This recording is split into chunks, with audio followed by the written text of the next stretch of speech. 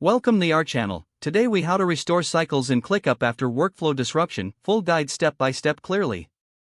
To restore cycles in ClickUp after a workflow disruption, begin by logging into your ClickUp account.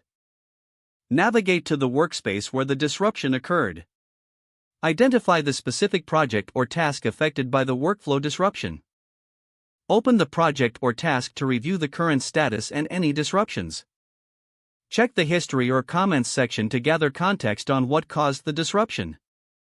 Next, assess any incomplete tasks associated with the cycle. Prioritize these tasks based on their urgency and importance to the workflow. Ensure all team members are aware of the disrupted cycle and its implications. Communicate with your team to gather feedback and additional insights regarding the disruption. If needed, review the ClickUp automation settings to identify any errors or misconfigurations. Make necessary adjustments to the automations to prevent future disruptions. Once you have a clear understanding of the situation, adjust the timelines for the affected tasks. Set new due dates that are realistic and achievable for your team. After timelines are aligned, check the dependencies between tasks to ensure they are correctly configured. Use ClickUp's Dependencies feature to adjust any interrelated tasks that were disrupted. Reassess your project goals in light of the disruption to keep the team aligned. Create a new cycle or reset the existing one if tasks have changed significantly. Add any new tasks that are needed to meet project objectives moving forward.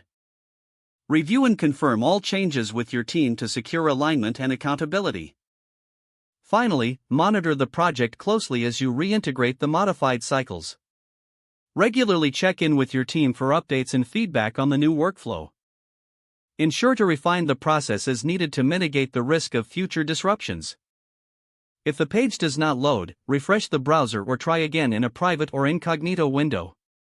Make sure you are using the correct email address, then retype it carefully to avoid small typos. If your password is not accepted, use the reset option and create a new strong password you can remember.